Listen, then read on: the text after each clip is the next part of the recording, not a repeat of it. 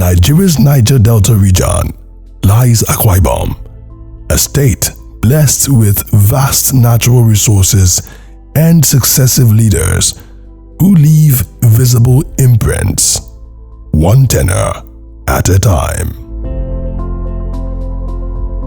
Like ash that speaks as evidence of a fire long extinguished, one of Akwa Ibom's transformative leaders whose imprints continue to speak volumes years after exiting office is Mr. Udom Emmanuel, CON, who governed the state between May 2015 and May 2023.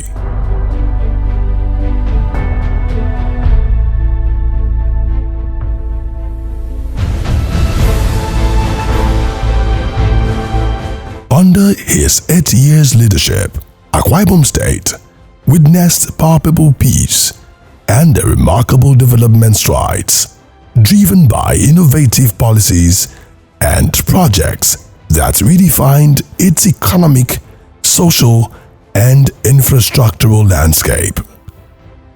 Therefore, stating that his administration signposted the Akwa Ibom's dream to the world is simply stating the obvious.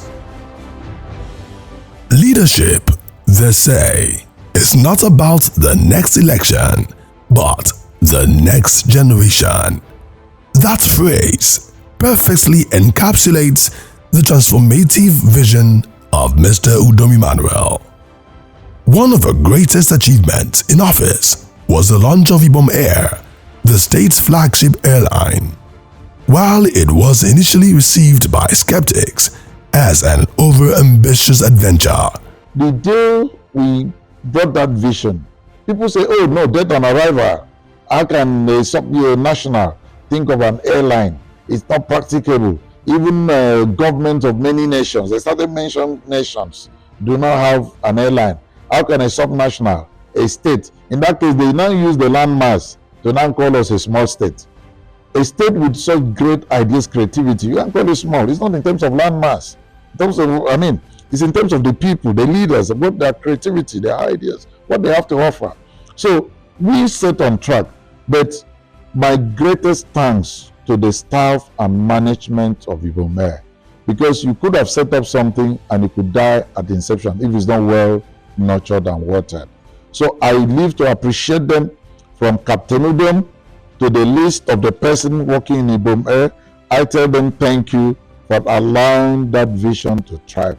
The business plan in itself was very ambitious, and very few people gave it credence.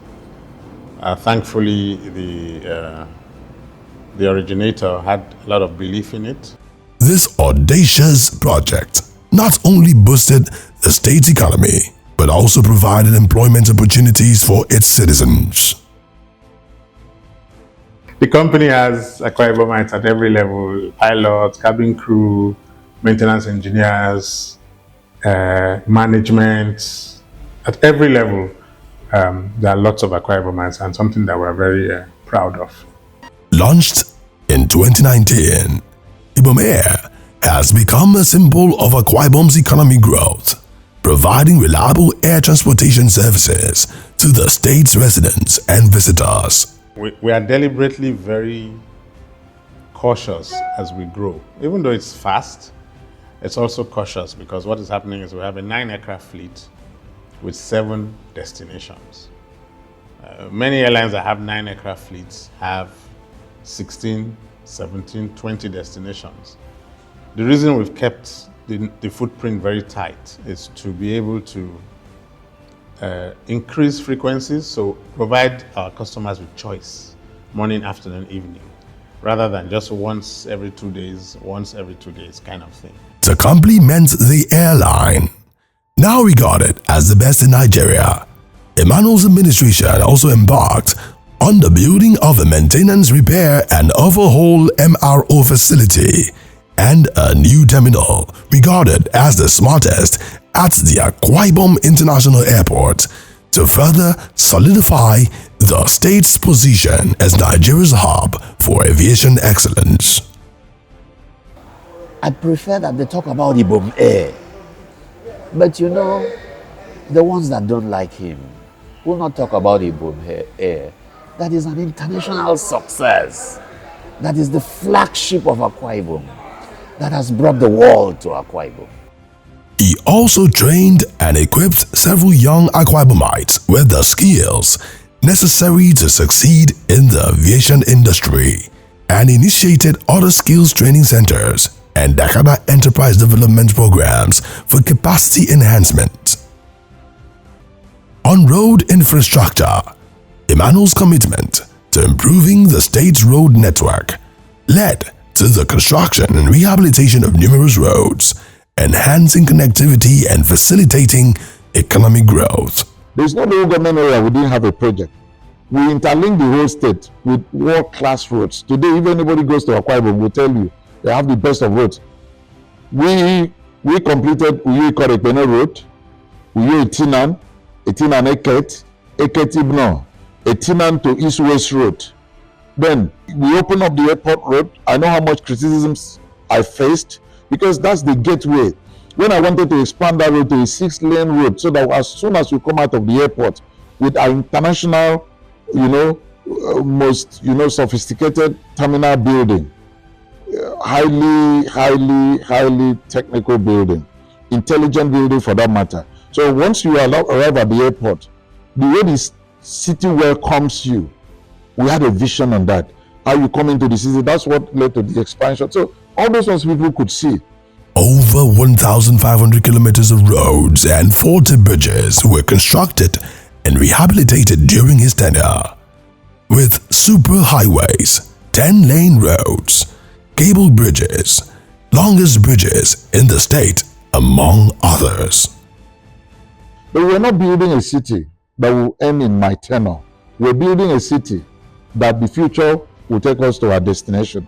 That's why you see all those things. And as you come in with that, then you now circulate within the ring road that gives you a 10-lane express ring road that determined a whole lot of circulation. Even local government areas like Udumugo, Orugonam, Obodokara, and Ini, which previously had no presence of state projects, were able to have roads during his tenure.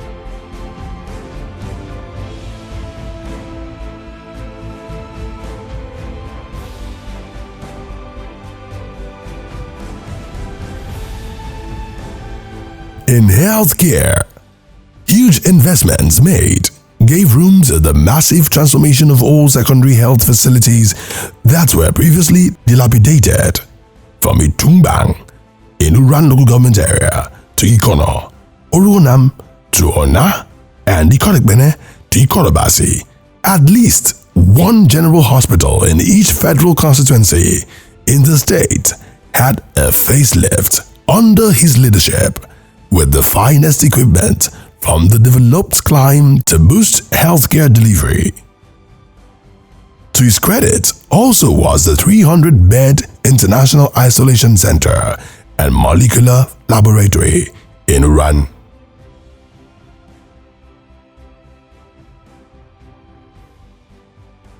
Look at the hospitals we are building.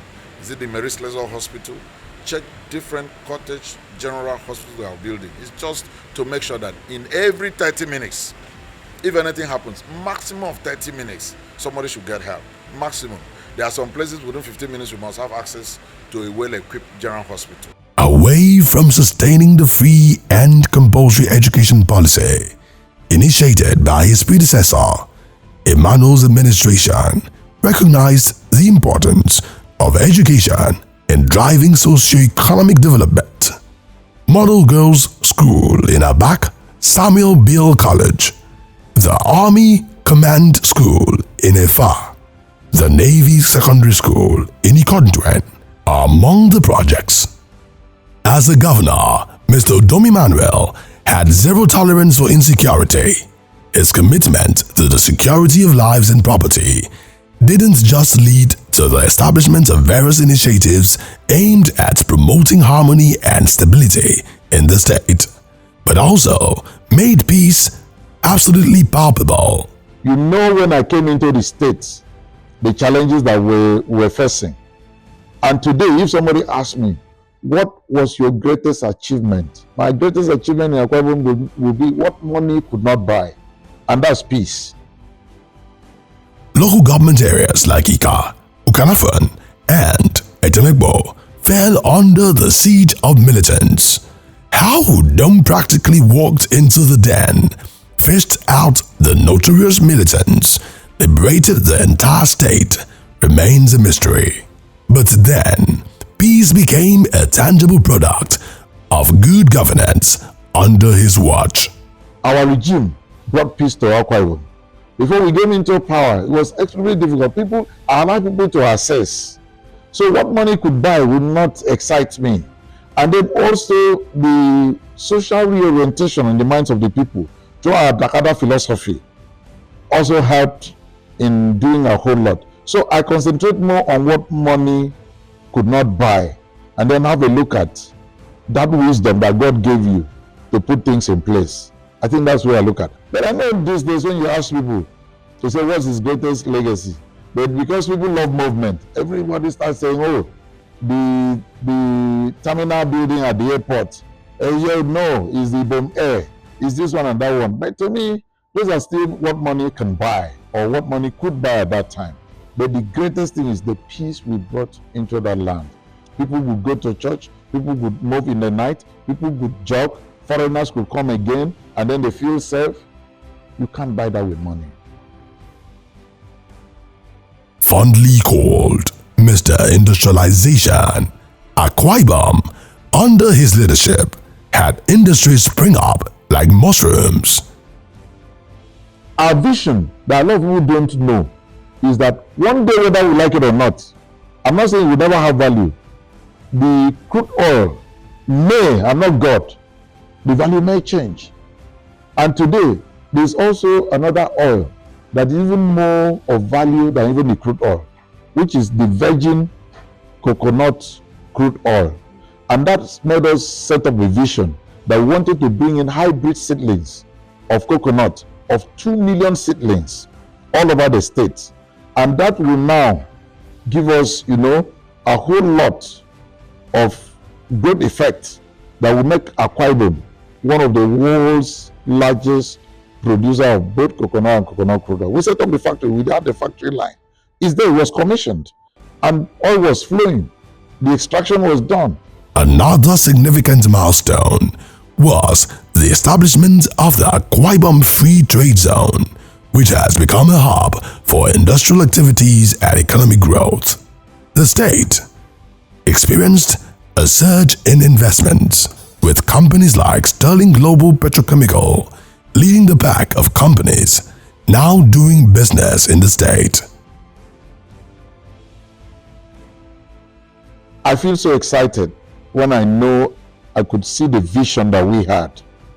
By the time we went for oil and gas free zone that spans how many local government areas? Eastern Obolo, Ikorobasi, Barenin, and maybe part of Ona, the whole of that axis. When we started that, a lot of people did not have a proper understanding, but now look at the number of corporate bodies attracted to that area in oil and gas sector. I mean, these are things you do that people cannot easily see. The Free Trade Zone also came with a 60 kVA power substation in Ekem that ensures uninterrupted power supply in the industrial belt of the state. Our intention is, after this, we'll do one like this in Oran, do one more in New York, then we would have enveloped the entire state. This will give me 24 hours of electricity in minimum of 5 local government areas. And all the industries who will be located in this area will be guaranteed 24 hours electricity supply. His vision and foresight also likened him to the likes of Lee Kuan Yew, who believed that with the right infrastructure and enabling environment, there would be no end to investments and development. Is it the foresight that we had? Unfortunately, COVID affected a whole lot. The foresight that we had, we wanted to attract the IOCs, the subsidiaries, the GPRs of this world, and all ancillary businesses that relate to oil and gas, and then we set up a 21 intelligent building. Such building, no state government, I can be quoted anywhere. Mention one state government in Nigeria that has set up such a building since the creation of states in this country. It's our vision. What we did, we quite envisioned. And then we look at the state, the only state named after God on planet Earth, no place of worship. So you must be known for something. You don't just answer names. There are certain structures, principles that you put on ground that will also resonate to what you stand for. If you stand for something, you must allow certain legacies to show that you stand for that. Today, I don't think there's any worship center anywhere that compete with what we have, and so many other things. So we're able to take a couple of people back to God, and that we did not just say by words of mouth, we demonstrated with a lot of things on ground.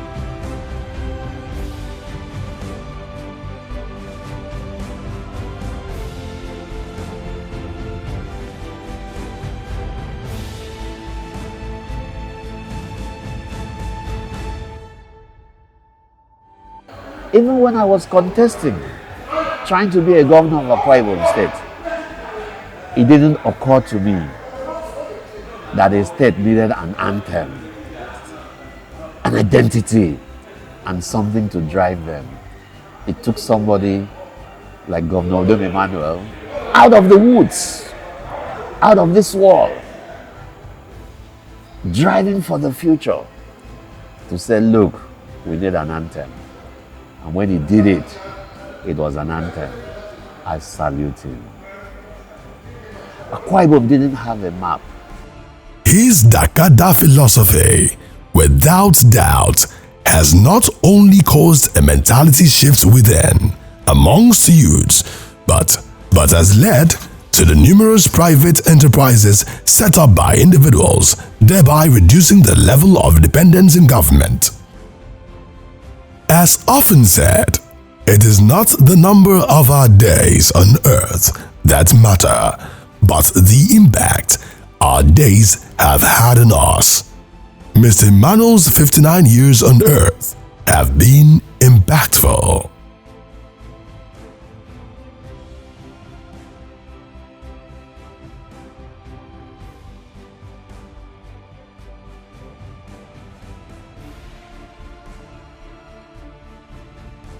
Married to his beautiful wife, Dr. Mrs. Martha Udom Emmanuel.